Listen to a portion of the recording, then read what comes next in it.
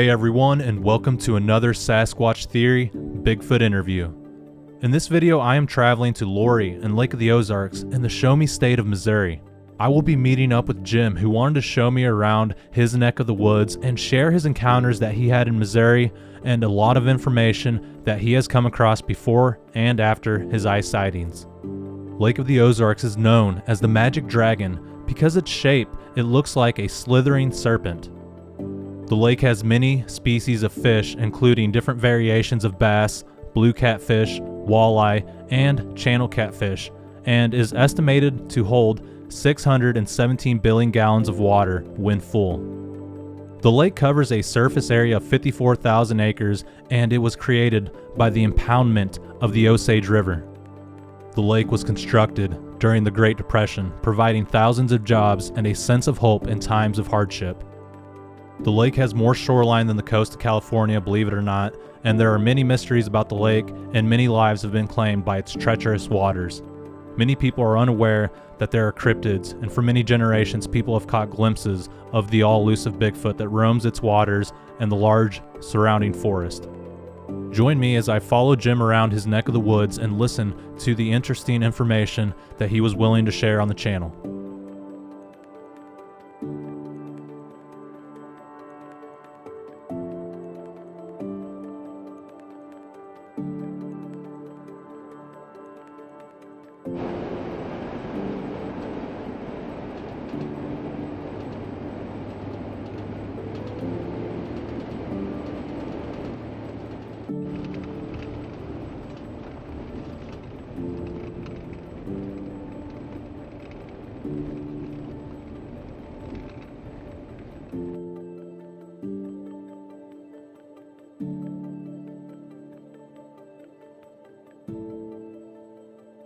It happened in probably around 1976.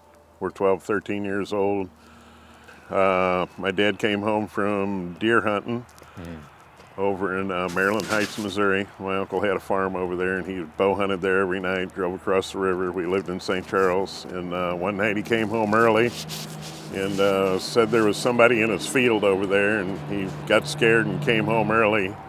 And the story was there was a little winter wheat field where he had hunted at, and when he was going into his field, he noticed a big black figure guy standing on the other side of the small field in the wood line looking at him. And he thought it was another hunter at the time, so he waved his hand and tried to get the guy's attention, and I think he said he even whistled at the guy, and there was no response. He said he just stood there, so he tried it again and studied it for a little bit, and then he figured out it wasn't a person, and his hair kind of stood up or whatever he said, and he'd done a U-turn and walked back to the farmhouse.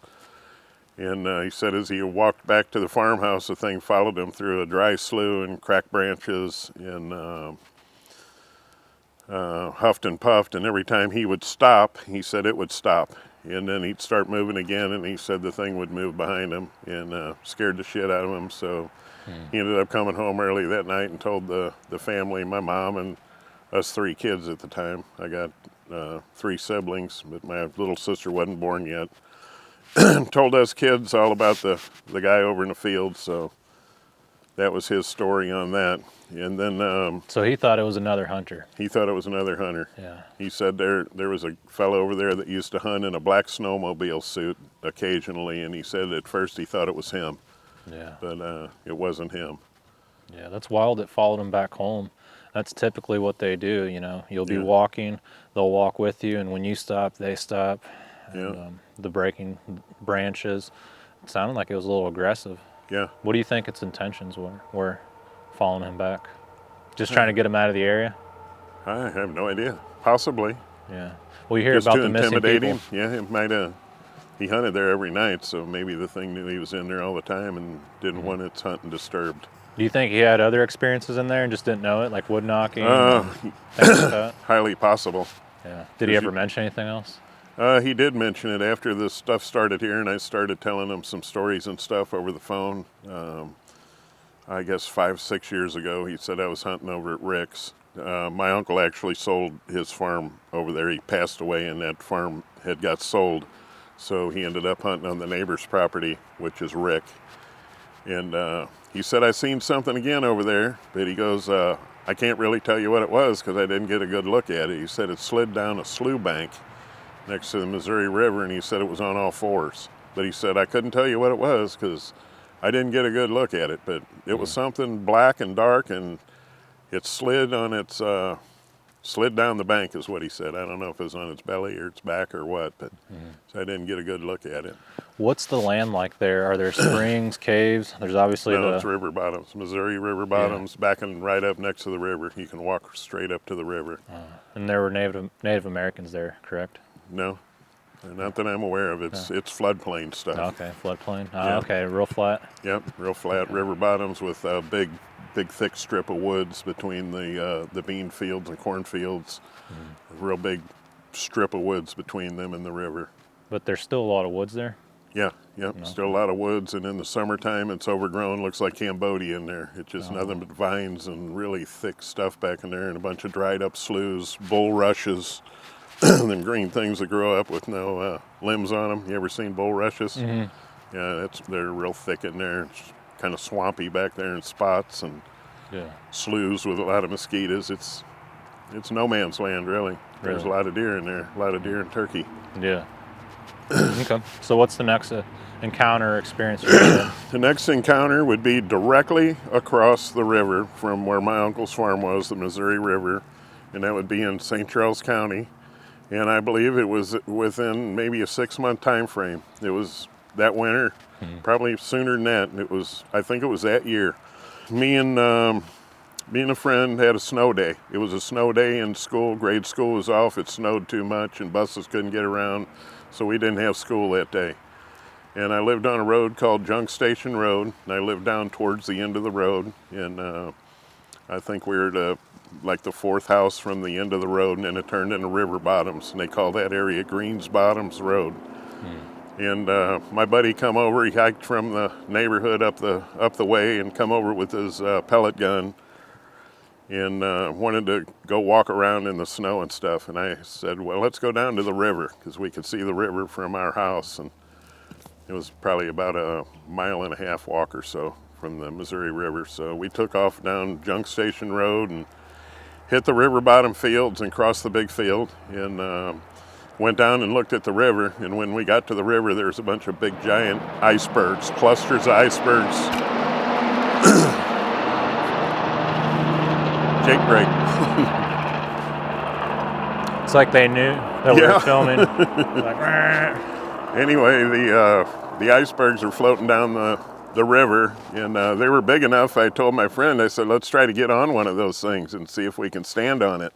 So I sampled one, and it rocked back and forth a little bit, and I stood on it for a second, and it was unstable, and I jumped off the bank, and up the river we see a bigger one's coming, a cluster of them, and slow but sure they're spinning our way. And I jumped on one, and I said, this one's good, jump on. So we're both balancing on this big gigantic iceberg thing going down the side of the river bank, and it's wobbling all over the place, and other ones are bumping into it, and now we're down on our knees. I said, dude, let's get off of this thing before we drown. So when it got close to the bank, we both bailed off of the thing, and now we're on the back side of a levee in between the river and the levee, and there was a brush pile up kind of on the side of the levee there, and I said, I got an idea, let's have a BB gun fight. Well, actually we had pellet rifles. I had a Benjamin 22 caliber, and he had a Crossman 760, a 177. So he went down and got in a brush pile and hid in the woods and brushed down one part of the levee, and I went on the other one, and we took pot shots at each other, and just tried to poke each other's eyes out. I guess we really didn't hit each other. We were just shooting. I was trying to shoot a limb next to his ear and stuff. Weren't trying to kill each other, because we probably could have. Yeah, the stupid things kids do. And played that game for half hour, 45 minutes, whatever it was. And it started snowing really heavy again. And I told Dave, the wind started blowing, and here comes a big old drift of snow blowing across the fields, and it's snowing really heavy. And I said, let's go back to the house. Let's go back to my house. So we took off and started trucking across the big open bottom bean field, and I told David, I said, look, there's a tractor out there, and it had a cab over on the tractor. It was an old green John Deere tractor. And I was like, let's go in the tractor and get out of the snow. And he agreed, so we got in the tractor and shut the door, and I started fiddling with all the buttons and stuff on the dash and the key and pressing this and pressing that, and all of a sudden I got stuff lighting up on the dashboard, and all of a sudden I got the thing cranking over, and it fires up. And it's sitting there idling. So we're just sitting in the tractor, probably 30 minutes or so, and it's getting warm and nice in the tractor, and it's still just snowing its ass off outside. And up from the levee, further down from where me and him were shooting at each other, a few hundred yards down the levee, we observed this black figure guys standing on top of the levee, and walks down the levee and then walks all the way across this bean field right in front of us, probably a couple hundred yards out, I guess. Saying, I can't remember exactly, I was a kid, so I said, look, Dave, there's a bear. And yeah, that's a bear. And we watched the bear walk all the way from the levee, all the way across the field, and then there was a place called the Sinkhole, the big old chunk of woods around it, and it walked into those woods. Yeah. And then after it went in there and stuff, and the snow calmed down a little bit, we got out of the tractor and went home and told everybody we'd seen a bear in Greens Bottom. Yeah. And I've told you this story before. There was actually another story in Greens Bottom before that. We used to hunt arrowheads on the Gronefeld farm before it was developed over there, and there was an old man, Chapman, that used to hunt arrowheads over there. And he had claimed for years that he'd seen a bear in Greens Bottom, so that's why we automatically assumed that it was a bear, that it walked on two legs all the way across the field. That's where we got the idea that was the bear. Yeah, that's wild. What color was it? Real dark color. Real dark? Black or brown. You didn't get a good look at the face? No, too far. Yeah, too far away. Too far and snowing its ass off. Yeah. You might want to put the cup somewhere else. It'll rub up on the mic. Oh, okay. No, you're fine. You can set it down on the ground. Yeah, set it down. Or anything. Yeah, there you go. Well, that was the stories that happened when I was a kid, and really didn't know nothing about Bigfoot or think anything even about Bigfoot, even after my dad's story. You know, the Bigfoot I heard of was the $6 Million Man Bigfoot that Steve Austin wrestled on TV. That was the only Bigfoot thing I ever knew about, and I thought that was all fairy tale stuff. So, never really gave it a second thought. And then the stuff started happening here years ago. I'm trying to think. This would have been the next encounter, would have been here. Okay, so on this property at yep. Lake of the Ozarks? On this property here at Lake of the Ozarks. Okay. I moved here in 2001, and I never really realized anything was going on around here, had any funny feelings or anything until around the COVID thing. Around 2019, I think, is when I first had something happen here. And what had happened here was it was a real warm night in the middle of winter. For some odd reason, it was really warm, and I got a car lot here, and I was outside working, jumping batteries, fixing flat tires, taking advantage of the warm weather. And when I was done working out here, I shut the garage and stuff down, and I came around here on the back porch, and I got some deer antlers back there on the back porch that you've seen, and I nap arrowheads and stuff back there and play around with flint. Before I went in the house, I picked up the antlers, a billet and an antler, and I tapped them together 3 times. It was dead quiet here. It's kind of almost like a humid, wet night, and real super quiet in the woods.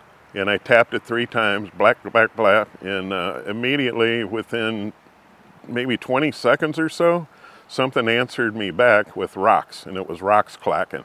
Distinctive, sounded like 2 rocks about that big clacking, and it clacked 3 times, and I was like, no way. So I did it again. I tapped it 3 times, and it answers back 3 times with the rocks, and then like, okay, let's see what it really is. And I did it 2 times, and it answered back 2 times. So I played with it 5 or 10 minutes out here on the back porch, just listening, and every time I would do it, it would respond back to me. So I kind of in my head, after, seeing Bigfoot stuff, I'm like, yeah, that's actually why I did it, because I've heard of people calling them Bigfoots, and just for stupidity, just tried it once, and immediately it worked. So Yeah. So you're pretty shocked that it worked. yeah, I was shocked that it worked, and then I was like, well, I know what that is. And I ended up going in the house, and I brought the antlers with me. And I went in the house, and I pulled the screen out of the side window, and my intentions were to lean out the window where I had a little safer area and tap on the side of the house, and I could still get, you know, I could still hear it on this bank over here. Well, the refrigerator in the house at the time hummed real loud, and I couldn't hear anything over the hum of the refrigerator. So I got bored with it, and I set the antlers down, and I ended up going to bed. And probably about 3 o'clock in the morning, I got up to take a pee. And when I was done peeing, I walked into the kitchen, and I slid the window open real easy, and the antlers were still laying there right next to the stove, and I leaned out the window and went click, click, click.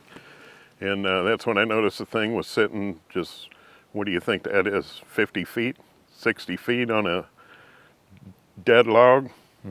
Probably not even that down, far. yeah, not even that far, very close. There's a big dead oak log that's laying down behind our garden, and the thing was, it was sitting on there. It was like it was squatted down on there.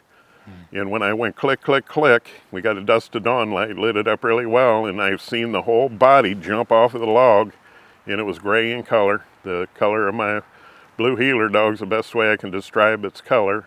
And I heard its feet hit the ground, and my hair just went straight frickin' up, and I let out a war whoop like, I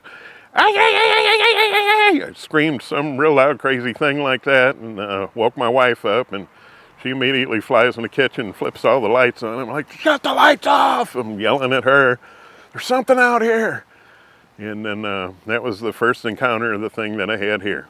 And how big was that creature? It was the size of a frickin' refrigerator. Okay, so it was the pretty best big. way I can describe it. It was bulky and big and gray. So it must have been watching you for quite a while and doing the clacks with the antlers. I guess I called it up, and it was waiting for something else to happen, I guess. Now this is hours later, because I guess it was maybe 10 o'clock when I went to bed. So this is several hours later in the middle of the morning, and it's just sitting out there relaxing or looking for a deer. I don't know what it was doing. I called it up, I suppose. Yeah. So now I'm on kind of high alert. I told a couple people about it and stuff, and they didn't think much of my story. But the neighbor across the road ended up coming over here about a week later. And I always hear the fella outside at his shed working in the nighttime. I know he works out there at night. He's kind of like a scrapper guy, and he's always making something or banging in his shed over there. Anyway, I hear him out there at night, so he come over and wanting to borrow a tool or something, and I asked him, I said, Danny, you ever hear anything weird in the woods at night around here at night? And he goes, like what? Like a Bigfoot? And I said, yeah, like a Bigfoot. And he goes, oh, them things been running this valley for years. And I said, no shit. I said, well, I seen one. And he goes, well, I've seen them too. You know, they've been running this valley for years. And I'm like, you got to be kidding me. And then I told him my story. And yeah, I don't doubt that. And he goes, they've thrown rocks at my shed over there, and I've seen their eyes shine. And he didn't tell me about his encounter that time that he had getting out of his deer stand, but he came back over here a couple more weeks later, and I asked him if he'd had any Bigfoot stuff going on around his house. And at that time he told me that most of the activity happens on your hill right across from our house, and me and my wife sit out on the porch at night and listen to it. And he goes, it's usually when you're out there in that garage working and you got your music playing loud. He goes, that's when we hear the stuff go on the hill, on your hill. And I said, really? Because I said, I've been hearing some weird stuff going on the opposite hill across the road. That's where I've been noticing some like tree breaks and hoots and hollers and real weird screeches and stuff. And he goes, oh yeah, they're over there too. He goes, actually my deer stand's on that hill. And he goes, I'll never hunt over there again. And I said, why is that? And he explained his story. He said, I was getting out of my deer stand one night, and he said, I was halfway down the ladder, and he said, a deer comes bolting through the woods, and he said there was one of those things on all four right on its ass, chasing the deer down, running as fast as a deer. He goes, I'll never hunt there again. And I said, well, I hear trees breaking and stuff over there. I said, is there a bunch of broken trees on that ridge over there? And he goes, there's more than you can count. So then I'm really on high alert, and I became kind of addicted to this thing, like looking for it. And I would go outside at night. I bought the parabolic microphone and stuff to listen a little closer to this, and I would hear all these trees snapping across the road. And I investigated my hill, which he told me about the hill. I investigated that first, I guess. Every time I would drive by with no leaves on the trees, I would notice there'd be like poles and stuff leaning up on trees. And a few days later, the landscape up there would change. There'd be a different pole on a tree, and this other pole would be gone, or there'd be two poles leaning funny in there. And I ended up driving my car up there. There's an access road to the road sign out here. So I drove my car up on top of the ridge, and that's when I seen what was really going on up there. I was like, holy cow. That picture that I sent you, the asterisk thing, it looks like a big asterisk lodged up in there. Yeah. And then all kinds of bent over trees and snapped off trees. And I started looking around that whole area. That particular day, the very first day I went up there, I walked halfway down the hill towards my house here. And there was two polished white deer bones laying on top of each other in a cross, laying on top of the leaves. And there wasn't another deer bone on the entire hill. It wasn't drug in there by coyotes or anything. And I just looked at that, and I never touched any of it. I just left it there. But I ended up following kind of the path of all the broken trees and stuff in behind my house, which is back in here. Big cedar groves and stuff back in here. And the further back I got, the weirder it got. I started noticing more and more stuff, and poles leaning over on the trees, and forked trees with poles leaning in there, and ended up getting into the cedar grove, and there was a big cedar tree with the top popped over, and then there's a bunch of oak poles, like ground poles with no limbs on them, all piled up around the tree, kind of like a teepee structure. And at that time, I had a friend with me when we discovered that, and we were looking at that thing really well, and I turned around and looked, and on the edge of the ridge, there's a big oak tree, and there's like 10 of these poles leaned up on that one, and I told my buddy, I said, look at that one. And when I pointed at that structure, the structure collapsed.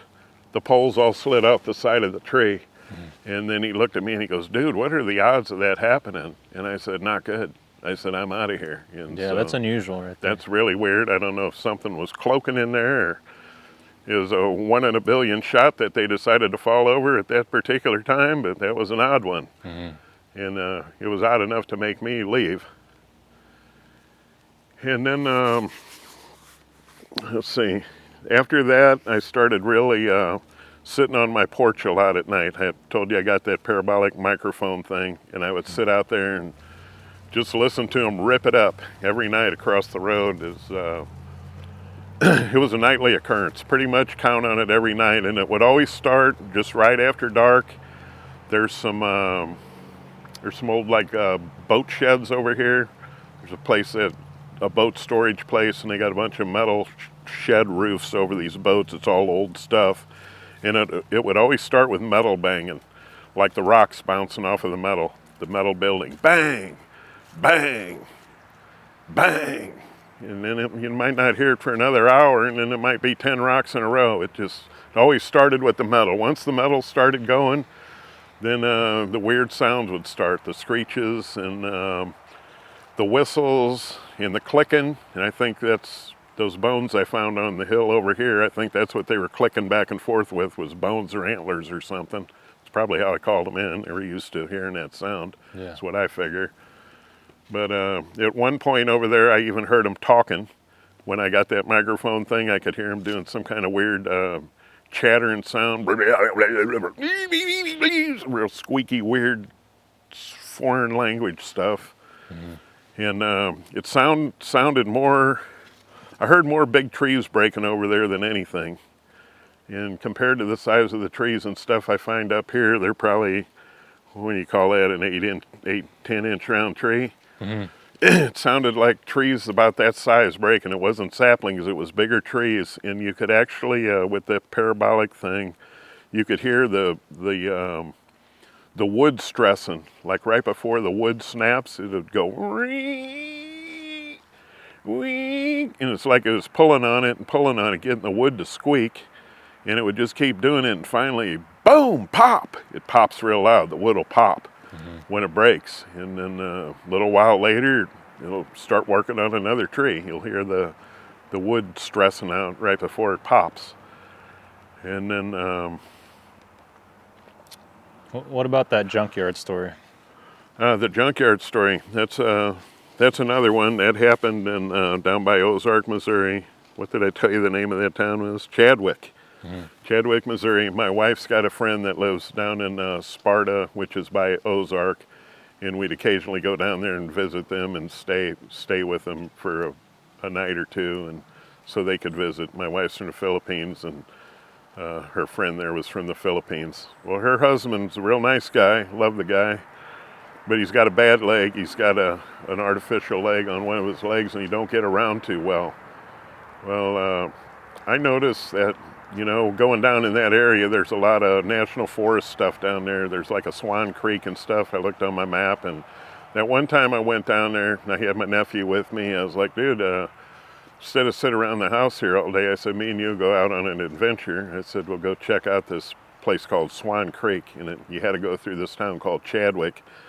So as we go through this little one-horse town, Chadwick, kind of get out on the outskirts of town, and I notice a bunch of car bumpers and glass and shit shining in the woods and the weeds, and I'm a car guy, so immediately I know what it is. It's an old antique junkyard back here in the woods, and it's going quite a ways. There's a lot of cars in this place. So went by this little dirt road there, and the gate was open. So I done a U-turn and come back in. It was on a Sunday, and the old man was there, and he said, I'm only open on Sundays. And it's kind of a private junkyard. My dad started this thing in the 40s or whatever, and I actually grew up in the house here, told us the whole story about the place. And mind if we look around? And at that point in time, it was summertime, and it was hot. And this place is very, very overgrown. There's like a big upper field of cars, and big trees are growing up in them. And then there's a bottom section where it rolls off a big ridge, and the whole bottom area is loaded with cars too. And sticker bushes and all that stuff, and I got shorts on and Croc shoes, and me and my nephew kind of went through the top just seeing what era cars are in there, and it was all stuff from like the 70s and back, and 50s cars, some 30s cars and stuff, so kind of got an idea what's in there. So I like going through old junkyards and stuff, looking. I'm a car guy. You never know what you're going to find. This place didn't look like it was very well picked over. So I asked the guy if I could come back, and he said, yeah, I'm open on Sundays, just come any Sunday. So I don't know what the time frame was that I went back. I think it was that fall. That fall I bought a 67 Impala, and I needed some trim pieces for the front end around the headlights and the hood bar and stuff, and I had spotted one of them in there. So there was a lot of Impalas in there. And this time I brought my little tool bag with me. I had a little green tool bag and the stuff I needed to get the simple parts off that I needed, because these parts are real expensive if you buy them new. I was trying to save some money. So, and I wanted to research the junkyard a little better. This is fall now, and the leaves are turning and nuts are dropping and all that. Anyway, I went over, got permission from them. Yeah, go down and check it all out. And I had my wife with me. It's kind of a cloudy day, starting to get, cold in the air. And went down in the bottom field, which I'd never been in before, down in the woods, over the ridge, down in the bottom. And man, this thing's growed up, sapling trees in between every car, and the cars are packed real tight. I'm having to climb over the roofs of cars and everything else just to navigate through the junkyard. And finally I found a nice 67 Impala back there that had all the parts on it that I needed, and I took the hood bar off and the headlight corner pieces and the headlight rings and all the stuff I needed, and grabbed my stuff and started heading back out towards the ridge where there's a trail that came down. There's a real old trail there.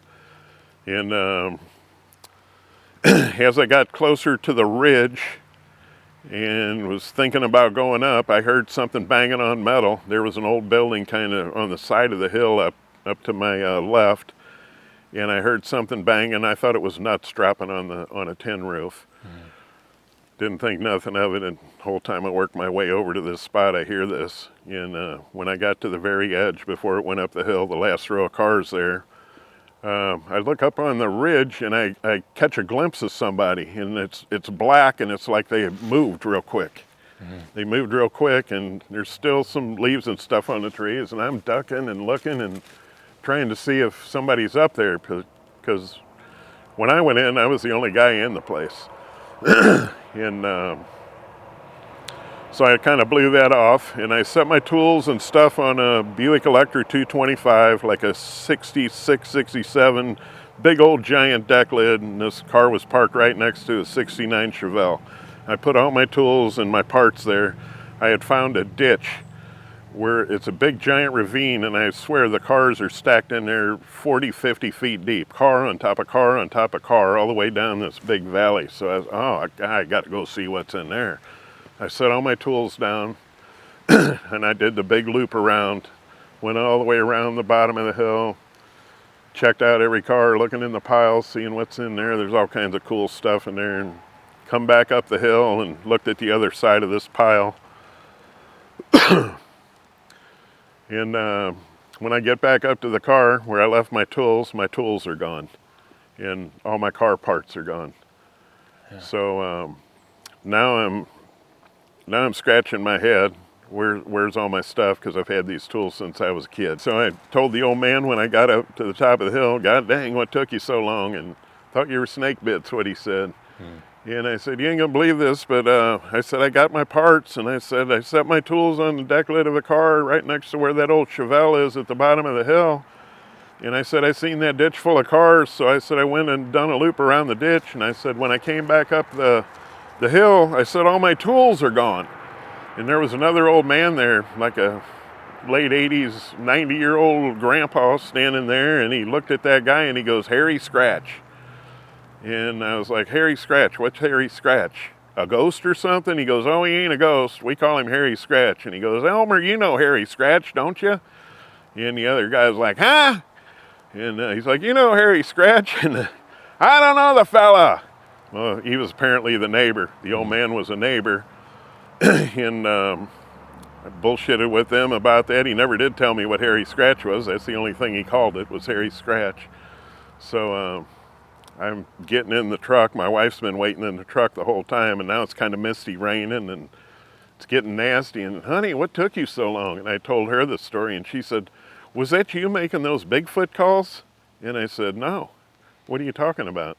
She goes, "Oh, that Bigfoot calls just like on TV, real loud, whoop, whoop, whoop." She said, "Those two old men heard it, and they got out of their truck, and they walked over on the edge of that field and looked and looked. That wasn't you?" I said, "No, I never even heard any Bigfoot calls." And that was the end of that. I came home with no parts and no tools. So that was my experience down in that spot. Yeah, that is interesting. I've actually heard Bigfoot reports from that From area. Chadwick? Yeah. By Well, Ozark. after I got back, I researched it too, and there's some stuff in that area. Yeah. What about the sloth creature, Jacob's Cave, and The sloth creature, I don't know if I could put a time frame on this. That was actually before I had stuff going on here.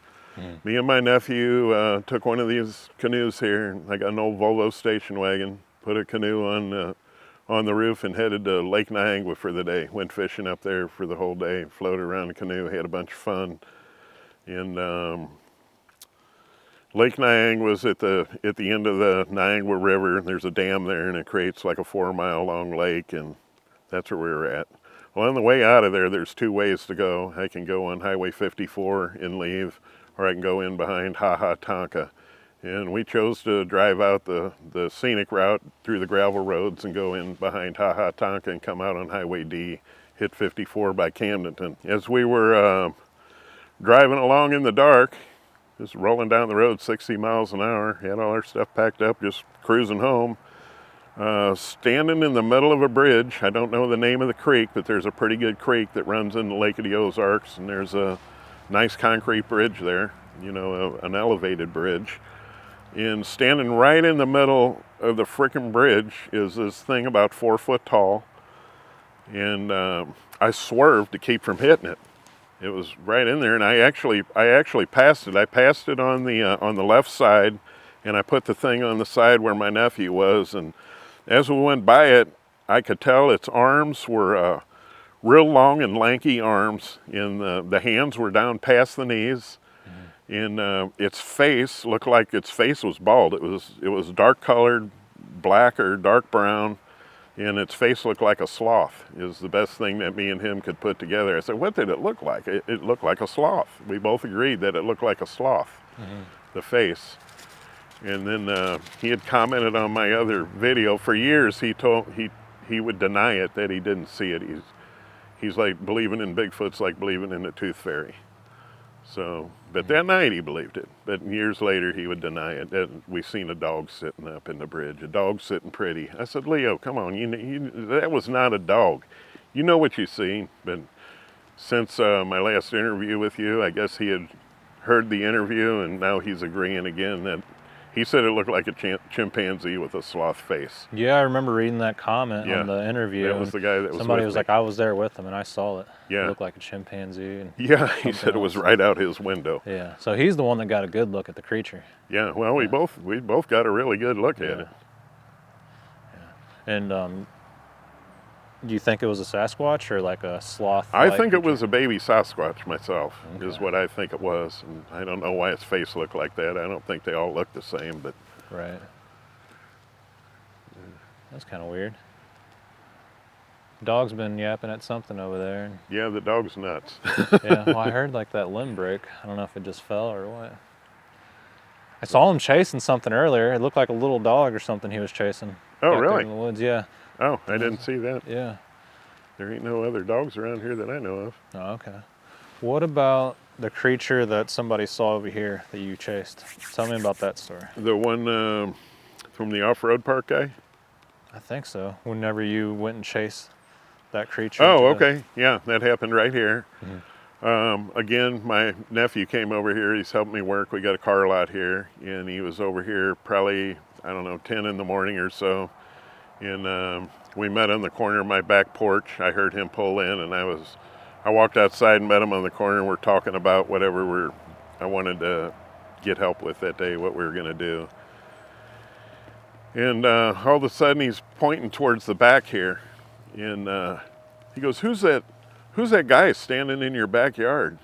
And that's by this big tree right over here, this big dead tree. And I said, "Where?" And he goes, "There's a big guy in a gray jacket standing by that tree in the brush." And I was like, "Bullshit!" And I took off running straight at it. And he followed me. He ran behind me, and I got over the hill here, and I said, "Where was it? Where was it?" And he goes, "He's standing right there." And this dips off into a ditch back here. I'm standing on the top of the hill looking. There's nobody there.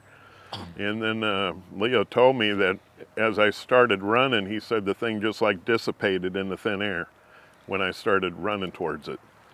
So then, I don't know how much longer this was. I told Leo these Bigfoot story stuff around the house and stuff, so he was aware of it now, but he's still a denier. He don't believe in any of that. And it's believing in the tooth fairy and like believing in Santa Claus, and that's how hillbillies entertain theirself. I've heard it all from him. He just likes to get under my skin. Yeah. We always argue with each other. But I think deep down he knows. What was the other thing? Oh, it's like my wife told you before. The one time he came over here towards the evening time and was coming in the back door as she was going out, and all of a sudden he's bypassing her and he's trying to tear the back door off of the house, and seen a black one standing here on the side of my house in the woods. And then, "What'd you see? What'd you see?" I seen it, but then 10 minutes later, "Oh, don't worry, I didn't see nothing. It wasn't nothing." I said, "If it wasn't nothing, why are you tearing the back door off my house?" Right. Yeah. Yeah. You seen something. And I had another experience with Leo over here one night. The thing was, we had the windows open and stuff, and he's on the couch playing with his cell phone.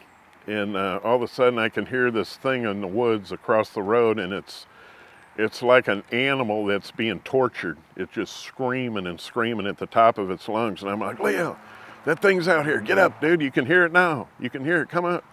I ain't getting up, dude. It's nothing. I was like, dude. I know he could hear it from the couch where he was. It was so loud and violent out there, and it went on for a good 10 minutes. Just this screaming ass sound. It sounded like an animal being torn apart or something is what it sounded like. Just really crazy screams. Yeah. And that would be on the ridge where I hear all the big wood knocking and stuff going on. Is that across the highway? Yeah, it's across the highway. It was on that side of the road. Only that time it sounded like it was actually a little closer, maybe down in these lower fields, but dark. I couldn't see nothing. Yeah. What about the Jacob's Cave? Do you want to talk about that? Or? Well, the Jacob's Cave thing was, my buddy used to go to Jacob's Cave all the time every year. It's a big swap meet event that they have down here 3 times a year. It's down the road in Gravois Mills, Missouri. It's they call it the Pigeon Swap. And my buddy would come here like the day prior when he was gonna come down here. He lives out of town, and he would stay in my yard in his camper, and he sold stuff down there. He had a camper full of all this stuff, and he would sleep in his truck. Well, I let him sleep here in the yard. He always camped up here on the hill by that light up there. And the one time he come in the morning to have breakfast and coffee and stuff, and told me that I got dark figures in my yard. You have dark figures walking around in your yard at night. And I was like, dark figures? This was before I was aware of this stuff here too. And I kind of blew him off as maybe I didn't take him serious. Maybe you're seeing stuff is what I was thinking. So he's seen dark figures. The other thing was the fellow at the most recent thing that I know of around here was the off-road park guys that I was telling you about. There's actually 3 off-road parks that are right in this area. The newer one down 135 highway. Ended up going in that place, and a buddy of mine ended up knowing this guy from up north, and he's a logger, and he turned this place in after he was done logging. He turned it into an off-road park. Well, I'd gone up there with my friends several times. We kind of made buddies with this guy, and they told us up there when they lived in the house that's there. They don't live now. There's a big fancy house there. Yeah, when we first moved here, we lived in the house, and we seen a bear run across the ridge down here chasing a deer on all fours. And after hearing the story from my neighbor across here about the thing chasing the deer, I was like, are you sure it was a bear? Well, what else would it be? Me and her were looking on the internet to see how bears ran, and it kind of ran funny. I said, well, it sounds like maybe it was a Bigfoot. Whoa! That's a big joke to them. A Bigfoot? You believe in Bigfoot? And I was like, yeah, I do. And they blew that off, and they razzed me about Bigfoot for quite a while. Well, first couple times I was over there at the loop, in behind that house, I noticed there's a lot of structures, a lot of bent trees, a lot of poles. It's a place I want to take you to and show you. That part of the park hasn't really been disturbed. There's just a couple of roads that are cut through there. It hasn't been all plowed up and destroyed like the rest of the place has. It's still natural. So you can kind of see what's over there, and I'm putting 2 and 2 together. I think maybe what they seen was Bigfoot. So ends up, long story short, he ends up buying another 1,400 acres down here, and ends up hiring my friend Ed to run the bulldozer in through the property. And at that time, it was winter time, and I ended up buying one of these side-by-side buggies just so I could follow him around on the trails, have something to do. Carlet's dead in the middle of winter, nothing going on. So I went over there and looked for rocks and caves or whatever he might uncover, and I just kind of followed him around on the bulldozer as he cut trails through this thing all winter. And I noticed quite a bit of structure stuff in there. And then one day he actually told me, he said, Jimmy, there's a cave down in that one creek bottom, like the 4th hill over. I found a cave there. You need to go down and check that cave out. So I went and checked the cave out. We both checked it out together. And I said, well, tomorrow I'm going to bring back my screwdriver and my shovel, and I'll dig in the overhang cave. Maybe the Indians or something lived in the thing. So that next day I went down there on my buggy by myself as he was running the bulldozer a ridge or two over. And I started poking around the cave and kicking rocks over, and that's when I heard some tree knock stuff going on up the spring valley. And then something on the same ridge where the cave was down towards the end started tapping, started clicking. And it answered the knocks, and I suspected it was a Sasquatch, and back there in the middle of the deep forest by myself, and I ended up going back and finding Ed and kind of hung out by him the rest of the day. I didn't dig or poke around down in there no more by myself. Yeah. So I think it was the next day or two, he ended up bulldozing on top of the ridge where the cave was, and he cut a road in there, fresh road down the top of the ridge with the bulldozer, and I followed him back in there, and I noticed on the very point of the hill, there's like a big spring hole ditch back in there, a big deep hole with water in it, and it looks like two caves intersect underground of it. But right on the ridge of that thing, there was a big deer antler, like a nice size half a rack, real polished out, and it was laying down like that, and it had a polished deer jawbone laying directly under it, like encapsulating the thing. And I picked that up and I said, "Hey Ed, what's this? Look at this shit. That's kind of weird. There's no other deer bones around here." I said, "That clicking stuff I told you about the other day," I said, "maybe this is what they were using to click with. Maybe that was the clicking that I heard on the hill." So that was that thing. And I ended up telling Hardin again, I shouldn't mention his name, but anybody around here knows these off-road parks, knows the fella.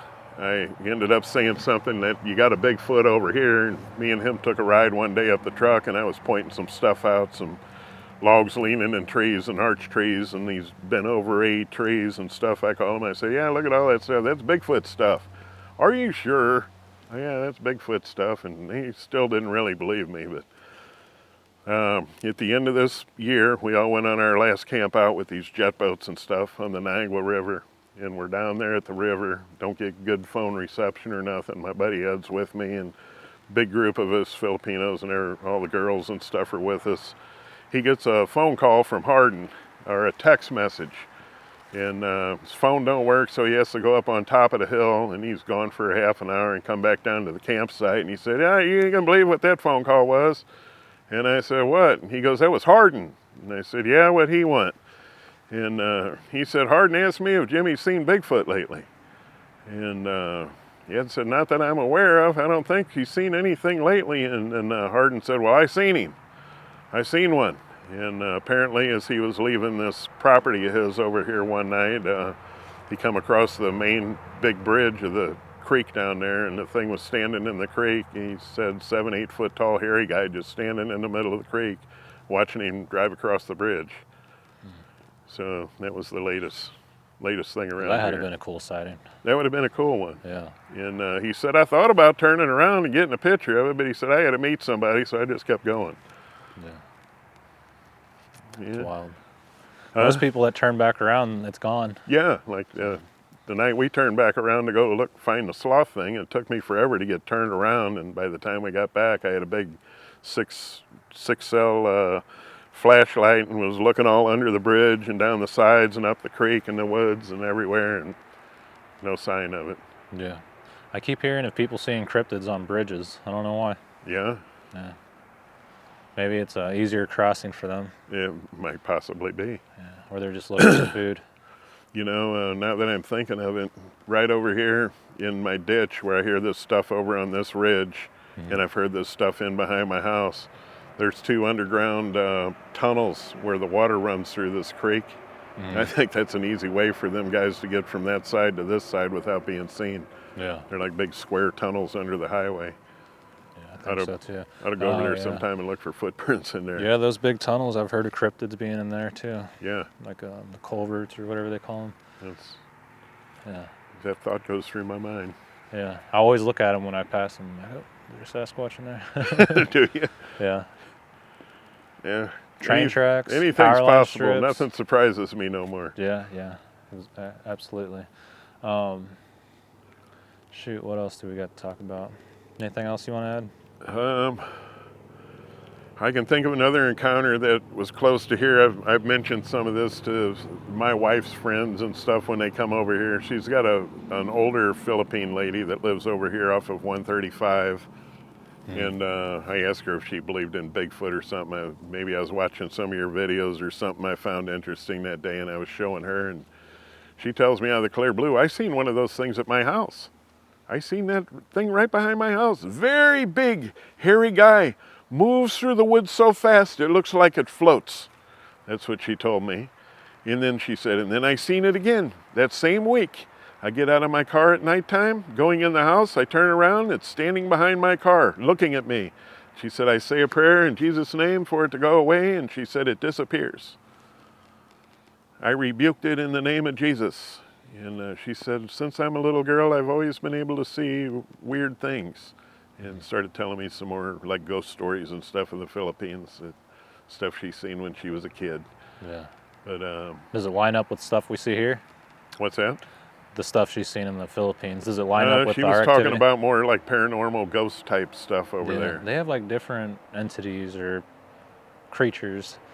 Same with like in Indonesia, Vietnam. There's some strange stuff, but overall they still have like Sasquatch like creatures, but just other ones too. All the old Philippine girls in the Philippines, people that I talk to, even I've been to the Philippines several times, and I mention this stuff to them, and they call it the Capri, or Capri. Capri, I think, is what they call it over there. So they have their own. They say it's a big, tall, hairy guy that smokes cigars and snatches children. That's what most of them say. Well, they say the ones here like tobacco. Gift them some tobacco, people say. Oh, really? Yeah. Maybe they're tobacco addicts. My buddy Steve says they're addicts. Yeah. They'll look for beer and stuff like that. I don't know if that's true, but I don't either. People throw a lot of that stuff out in ditches. They do. I've heard the rock ape stories from Vietnam. I actually watched some type of video on YouTube that was actually in the Philippines, and it was a really active place over there. A lot of trees shaking and figures in the woods, but you couldn't really see what they were, but I thought it was a legit thing. We can't say who it is, but we talked to somebody who watched them haul out the Kandahar giant. You believe that? Yeah, I have a buddy that was over there in Afghanistan, and somehow years ago got on the topic about the Kandahar giant, and he had told me that he had seen that thing strapped to a cargo pallet, getting loaded on, what did he say, a C-31? Yeah. And he said it was in a net on some big giant pallet, netted down and getting loaded in the back of a C-31. Yeah, and he was in Afghanistan. He just said he wasn't at the cave when they killed the Kandahar he wasn't giant. there when he killed it. He was on the base where they apparently brought this thing in and loaded it up, is what he claims. Yeah, and what he told me was that before all those people left, they confiscated all their cell phones, tablets, anything that they could have taken pictures with. Yeah, he said before they left, they took all their cell phones and tablets and a big drill and drilled a hole through them and chucked them in a trash can. Yeah. I tried to get him to talk about it, but he said, no way, absolutely not. Yeah. So, yeah, you don't want to talk about it. He was sworn to secrecy or whatever over whatever happened over there. Yeah. Well. But he did mention that. Yeah, he did mention that. He slipped up a little. Yeah, he did.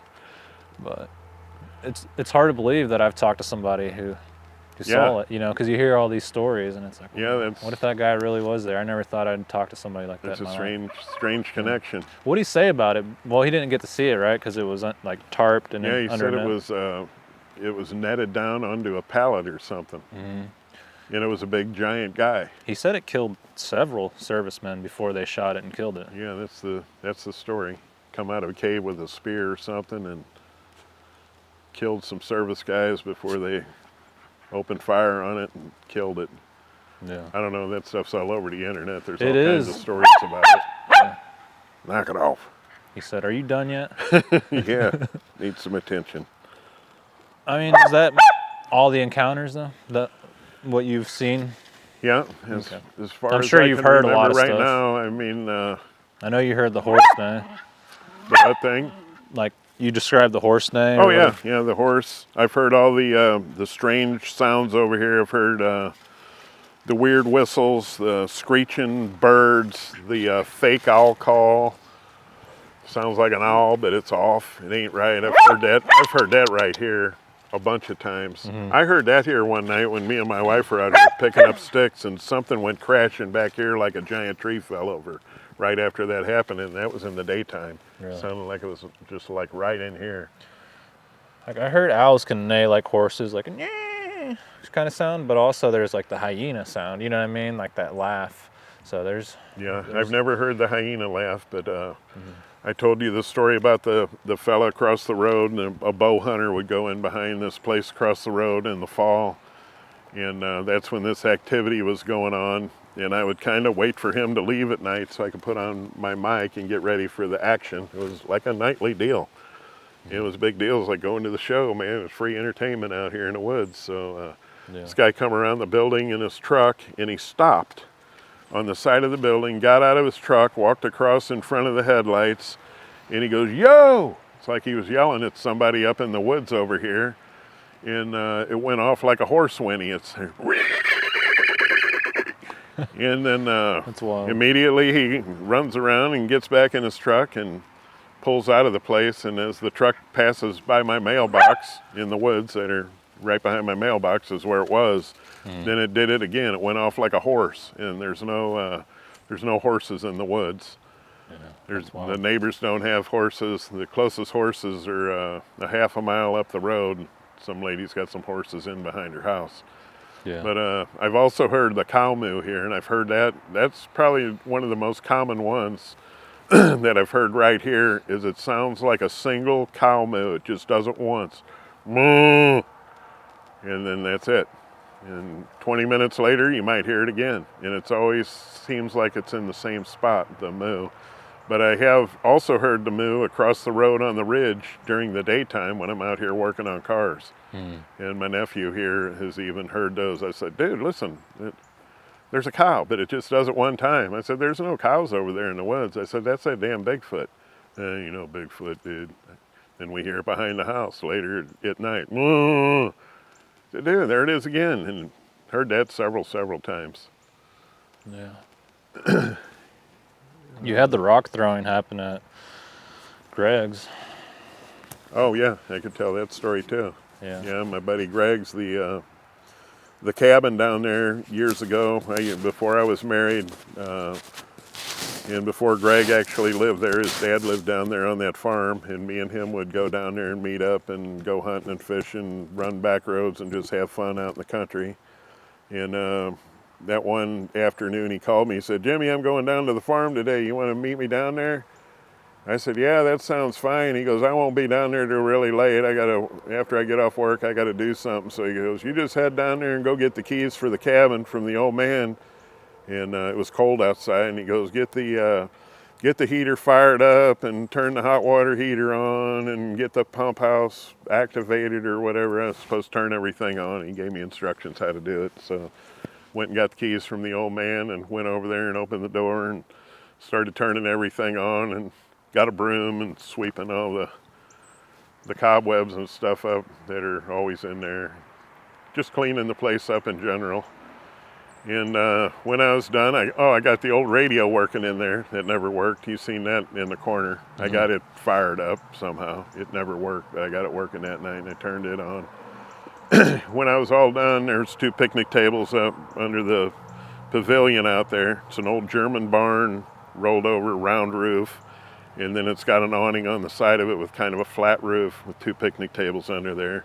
I went in the car, had a cooler with some beer in it, and I popped a beer and sat on the picnic table. And as I'm sitting on the picnic table, I started noticing sounds, which you've seen the big oak tree that kind of hangs over the end. I hear this banging on the roof, and I thought it was nuts dropping out of that oak tree, rolling down the roof, because I can hear them clunk, click, click, click, click, click, click down the roof, and didn't think a thing about it, just sitting there drinking a beer. And finally one clinks on the roof, clink, bang, clink, clink, clink, clink, clink, clink, clink, and it shot off of the end, and it landed right like 5 feet in front of me. And I seen it hit the gravel. The gravel there used to be clean and white, and I seen it, and it was a rock, and it landed right in that gravel. And that's when I realized it wasn't nuts. So I figured somebody was playing a joke on me. The woods are real close to the to the cabin, just thick black woods right there. That's where all the structure shit is. It was long before I knew any of that stuff. And I said, "Okay, funny guy, whoever over there in the woods might as well come out." I thought it was Greg playing a trick on me, or one of the other buddies of ours that was down there before and waiting for me to try to scare me or something stupid. And I said, okay, this is your last chance. I said, I'm gonna light you up. So I got my gun in the car. I'm gonna load it up, and a bunch of lead's gonna come your way. So I went in the car and got out the old Remington 552 Speedmaster and loaded it full. And last chance, and stood there and rapid fired into the woods. And I loaded a second tube, 15. Sprayed the woods and nothing, and it all quit. So that was my experience over there. Yeah, that's a creepy one. That's a creepy place. That's a creepy place. Yeah, dark cabin, for sure. If there's a portal, it's in there. If there's a portal, it's in there. Yeah. I'm aware of that it has ever happened there because we used to camp in there all the time and nothing. It was a great place to go hang out. Yeah. Maybe somebody went in there and started doing some dark stuff. I don't know. Playing with Ouija boards or... I know there's been a couple guys over the years that have been able to stay in there that were in between houses and stuff, and I've often thought that myself. Maybe somebody was in there playing with a Ouija board or something stupid and got something fired up. Yeah, it could be. They normally don't tell people about it when they do that kind of stuff. They normally don't tell people? Yeah, if they're doing something dark. A lot of that stuff they do in secret, you know what I mean? Yeah, God only knows. Yeah, God knows. God only knows. Yeah. We don't want to know. Something bizarre at that place now. Yeah. I'm not ever staying there again. No, I stayed there till like 11:30 last night. I was like, you know what? No need for this. No, that's Whenever I heard the footsteps upstairs, I heard the banging on the door, and the door creak open. Yeah. Upstairs, I was like, all right, it's time to go. Bigfoot and that are like two different topics to me. Well, I feel like, everybody camps out in the woods. The woods is good. If you experience something paranormal out in the woods, it's not your fault. But when you stay in a haunted cabin, it's your fault. You know what I mean? Yeah. Especially if you know it's haunted. I mean, the thing gave you plenty of warnings. Yeah, exactly. I don't want nothing to do with that stuff. Not interested. It's hard to say, though, because Greg said that creature fully manifested. Like, it wasn't see-through. Like, it was a real creature standing there. That's what he says. It makes me rethink, Bigfoot. Yeah. Well, what got that going is I had the first experience with the nuts falling on the roof there, or the rocks or whatever. And then years later, when we were all deer hunting down there, the whole crew was in there. You've seen the upper bedroom, how it's got 4 beds in there, big beds. And I slept in the one in the corner. And that particular year, I'm sound asleep, just sleeping away, and the bed shakes. And it woke me up. And I thought maybe it was the wind or something shaking the whole cabin at first. And I didn't think much of it, and it stopped doing it, so I went back to sleep. And then I'm guessing maybe as soon as I went back to sleep, it did it again, only it was a little more violent. And that time I yelled out, I said, "Don, what are you doing?" There's 2 old men up there sleeping with me, and I thought maybe one of them was stumbling into the back bathroom and bouncing off the other bed and hitting my bed. That's what I thought. So I yelled at them, and but I looked over and they're both snoring. They're both sound asleep, so now my spidey senses are going and kind of tingly and figuring out something's a little weird. So it took me forever to go back to sleep. My mind's got all this shit running through it. And finally, when I did fall asleep, it violently shook my bed, and that's when it woke me up. And at that time, I jumped out of bed and I was like, "Get away from me, you motherfucker! Get the fuck out of here!" And I let loose on it. I couldn't see it, but I just screamed and yelled, and I woke everybody in the whole cabin up. Everybody upstairs and everybody downstairs. And what the fuck's going on in there? Like, man, something's freaking in there shaking my bed, and I can't jack off. I told it to get out of here. "What are you, crazy, Jimmy?" I'm like, "Dude." And his brother's telling me, "Oh, it's the wind. It's the wind shaking the cabin." I'm like, "Dude, it is not the wind. Something shook my bed." So I didn't sleep hardly the rest of the night. Now everybody's getting up for deer hunting, 4 o'clock in the morning. Everybody's getting coffee and stuff, and something shaking your bed, huh, Jimmy? "Yeah, something shaking my bed. I'm telling you, something shook my bed." And they all think I'm wacko. So Greg got there late that morning. He come in from St. Louis, and as we're all going out, Greg's pulling in, and he's still got to unload all his stuff. Well, I was the last guy in there, and then Greg come in. I told Greg the story, and he just listened, you know.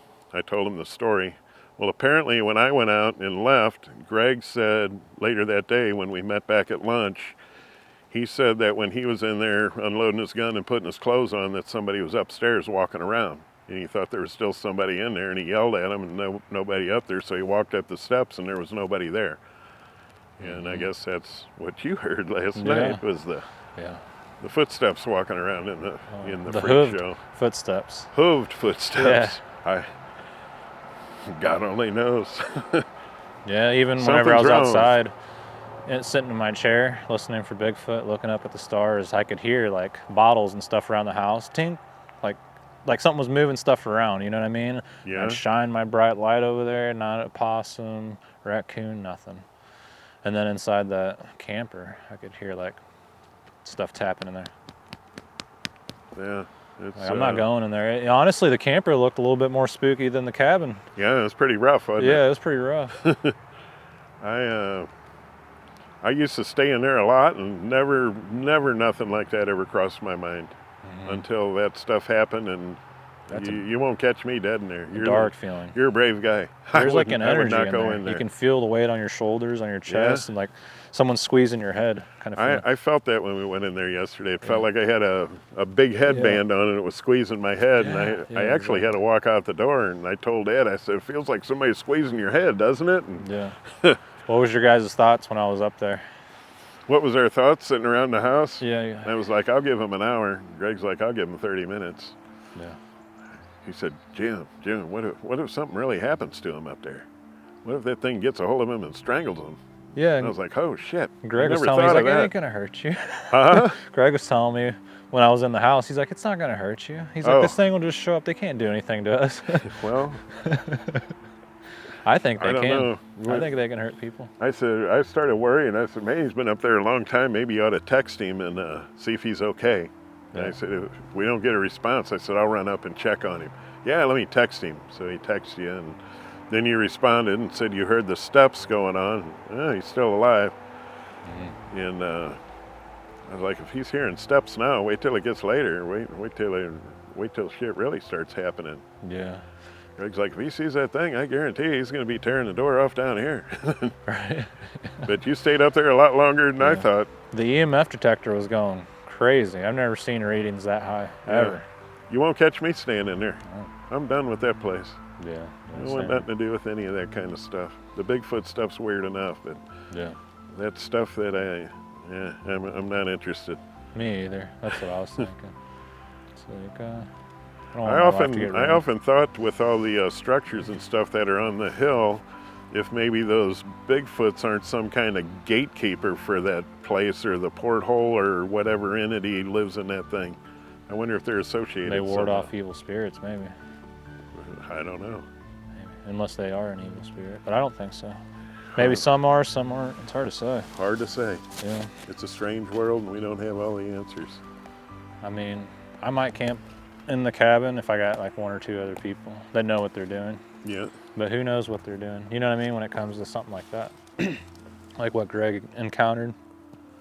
Who's a professional at that? You know. I don't know who knows how to deal with that. I don't know who knows how to deal with Witch that. doctors. It ain't me. Yeah, there's people that claim I know how they to deal with it. Don't go there. Stay away. So, what's going on with these rocks? You said you found them in Arkansas? Yeah, all them crystals are from Arkansas. I like finding rocks. So years ago, I dated a girl that lived in Santa Fe, New Mexico, and she was kind of one of them tree hugger girls, and had a bunch of those things. And I always thought they're cool. I asked her where they come from, and she told me they come out of Arkansas. And I said, well, we ought to go down there and look for the things. Mama said I can't wash them. Okay.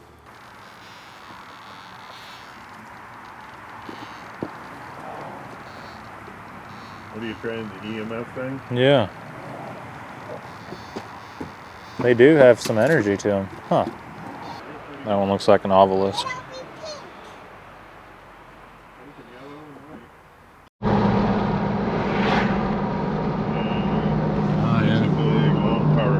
Yeah, that's a big one.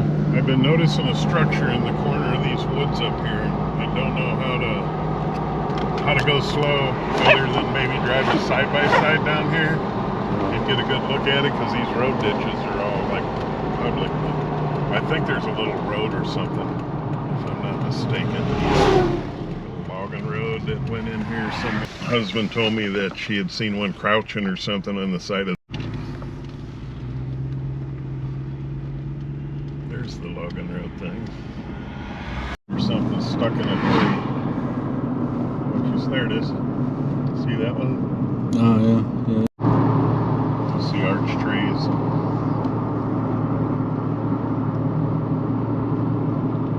It's all over, and I got blamed for it, but it wasn't me. Yeah. And then he said there's some kind of a circle star structure on top of their hill in the woods that he doesn't know what it is.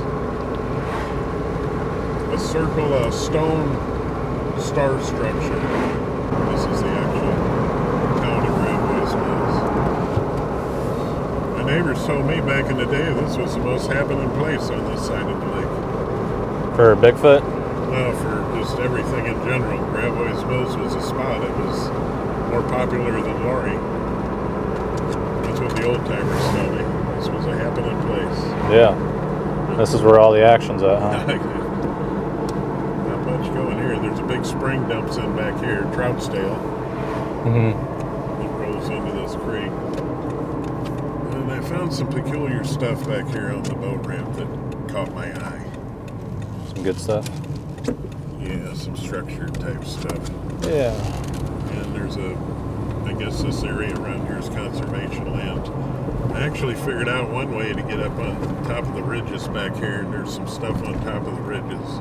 I have to maybe go up and down a couple roads back here until I remember. Oh, it's froze over. Oh, wow, it is. The lake's frozen, huh? Yeah. This is the Gravois Arm. Oh, that's pretty cool. Yeah, it looks like a little conservation area. Yeah. This is the Gravois public fishing access. Very cool.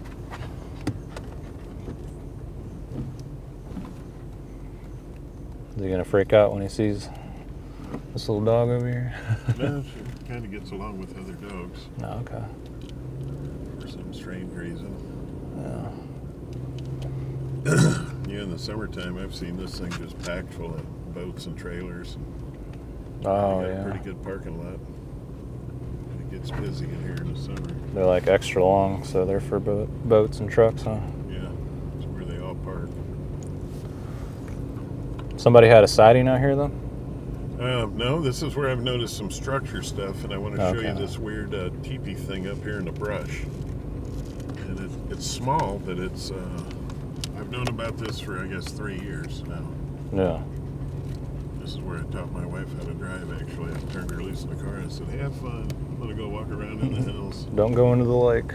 Come up here.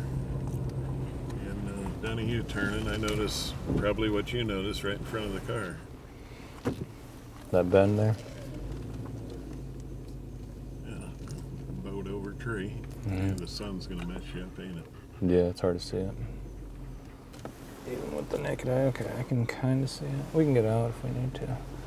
Well, that's the one thing I noticed, like right off the bat, and that's what got me to start looking around at more stuff around here. Mm-hmm. And there's actually a road somewhere up on that ridge, and there's more sign up there, but it'd take me a minute to figure out how to get up on there. Okay. Not that big a deal. This teepee thing's the goofy dog that wants to drive and check stuff out. So I come down here just, looking for structure stuff, probably like you do. Mm-hmm.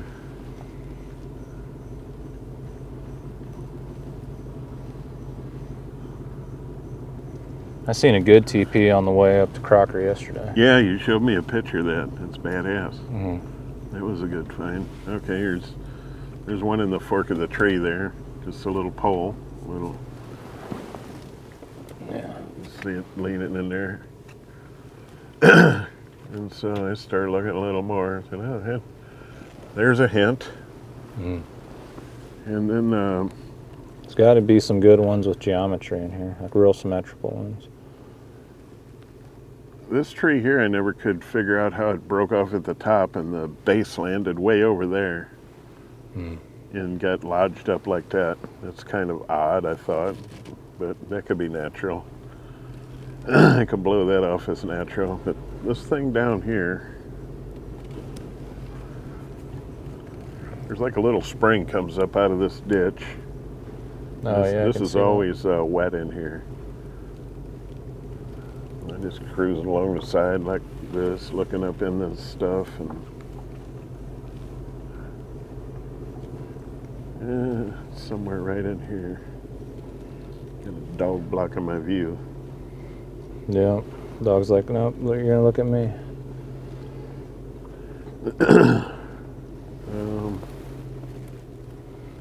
Where is this stupid? There it is.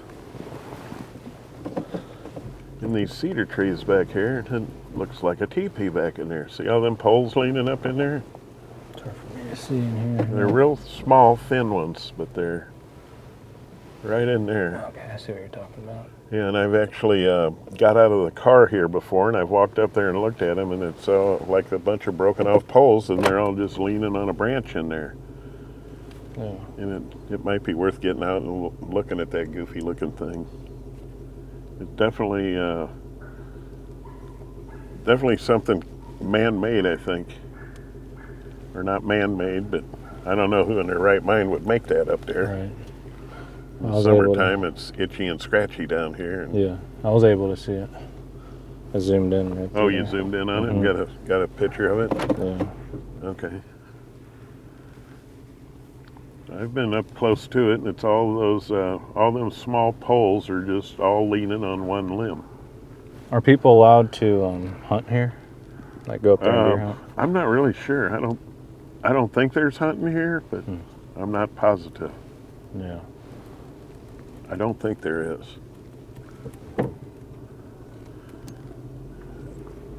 What is that lady doing? What is she doing? Looks like she's carrying something. Oh, maybe she had the dog in her Yeah, I guess. in her pocket or something. Yeah.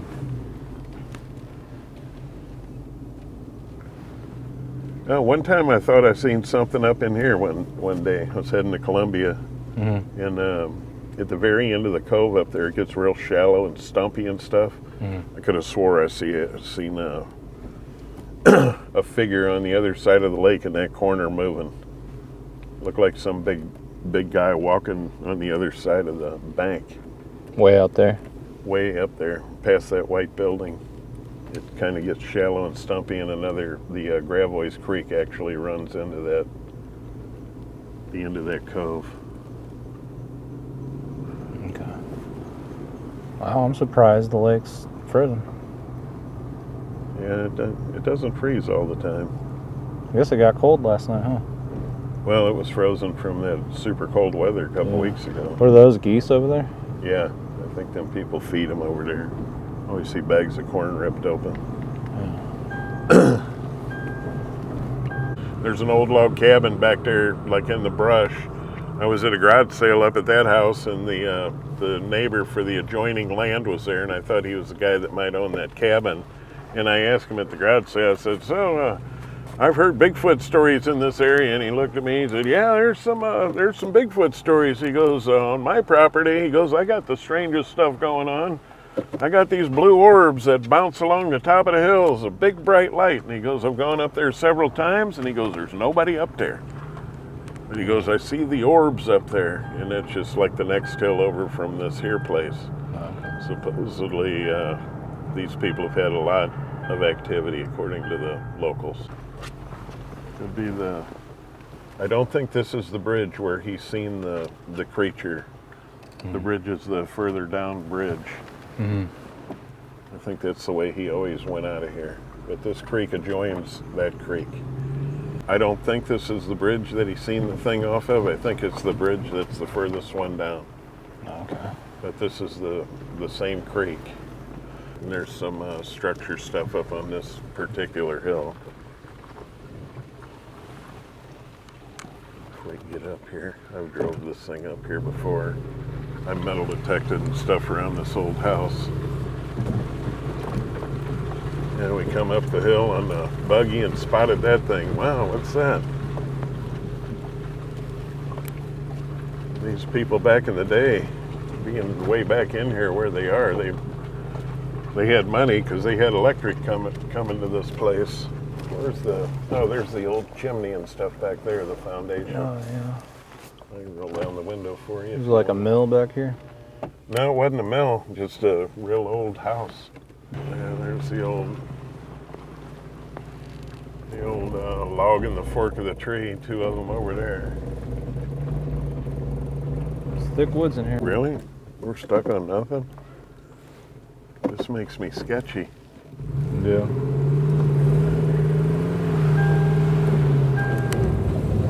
Quit it. What are we on? Alone? Bingo, it's your fault. So you like to off-road, huh? Well, yeah. Oh, there's some deer back there running away. I normally don't use this for the off-road buggy, but You see all the deer back there? since we're in it, yeah. There's a lot of deer in this place. This thing, as slick as it is. Some thick stuff back in here. Yeah. You want to go straight down? I don't know if I can get back up the other side. I don't know what's on the other side of that ridge over there. Yeah, that looks tricky.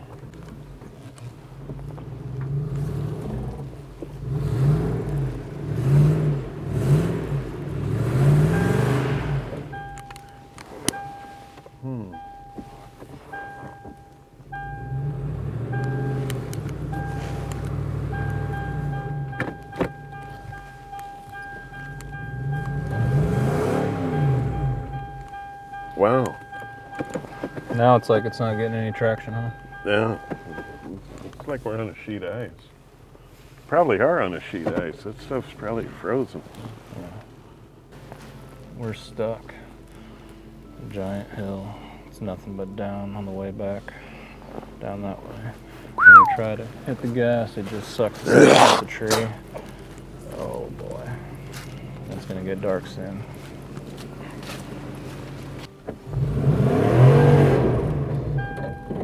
It might have cleaned the tires a little.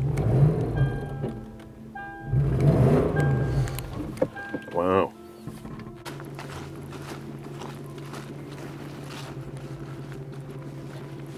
We're stuck, guys.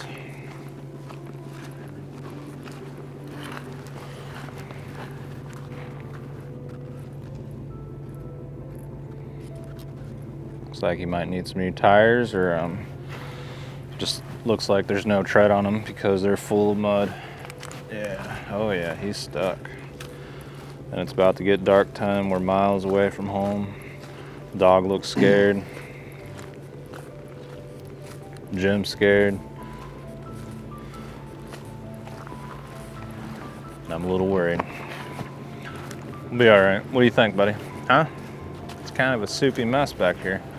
Holy crap. Yeah, that's not good. Not good at all, guys. Looks like we got stuck.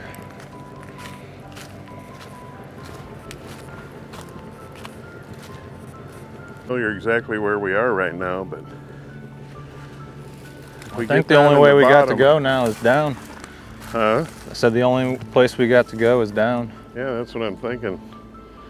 Wonder if I could spin around in here. It seems a little more solid than the leaves.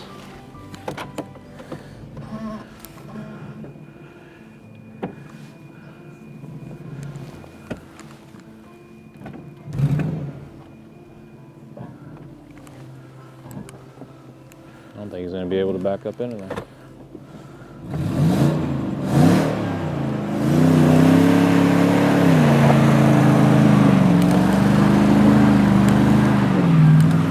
My God, he got out of there. Hell yeah. Ooh. tree there. Keep going. Keep going. Oh my gosh, he made it. Good old 4Runner, guys. Jim got the old 4Runner off this trail, and wow, I'm actually surprised. Glad we get to make it home. Want some dinner. I still have to set up the hammock, all my gear, and we got a little bit of woods to play with, so it's gonna be nice. Yay, I'm coming. This is your fault. You hit the button. You did it, bingo. You did it. Talked us into going back in here. Why'd you make us go look for Bigfoot? Yeah, I think there was something else strange on this hill. I noticed when we first come up here, there was a log and a fork. And some bent stuff back. I think it's on that ridge. It's pretty mudded up right now. Give her a good one.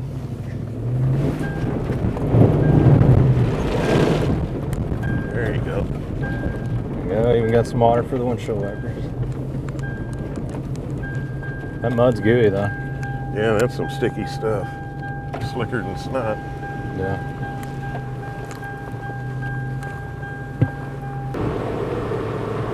County needs to put some new rock down. Another one standing back there in the field. Yeah.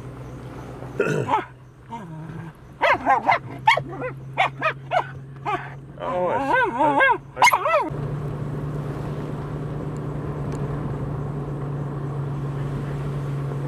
So there's a Squatch scene on this bridge over here? yeah, this is where the last known physical sighting that I've heard of was at. And supposedly he left out of here in the evening time, and the thing was standing in the creek, right in the middle of the creek, 7-8 foot tall, hairy thing standing there watching him cross the bridge. And he said he thought about turning around and taking a picture of it, and he had an appointment. He said, hell, and he just rolled on. Yeah. He was the guy that was the skeptic till it happened to him. You know, everybody's a skeptic till it happens.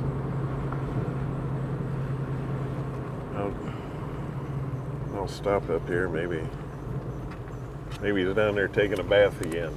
Yeah. Somewhere, from what I understand, that's where the thing was, down in there, and that's actually pretty shallow.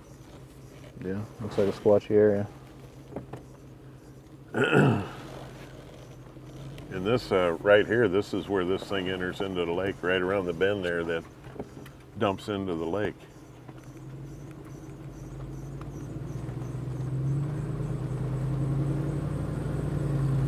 And that Lotto Off-Road Park, I think they own this chunk over here too, where them trails are cutting there. Really? Yeah, that's part of their off-road park. So.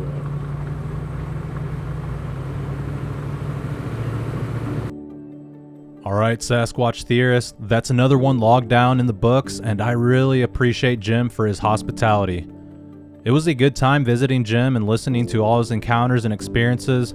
I got to see another side of the lake that I've not seen before. There is a lot of woods and wildlife that surrounds the Lake of the Ozarks area, and I was shocked by how many deer were in the area. I used to go with some friends of mine and stay in Laurie each year, and it was a really good time, and I miss the good old days. I remember seeing big bucks and turkeys just bedded in people's yards. I bet there are Sasquatch in the area just because it has an abundance of food, water, and cover.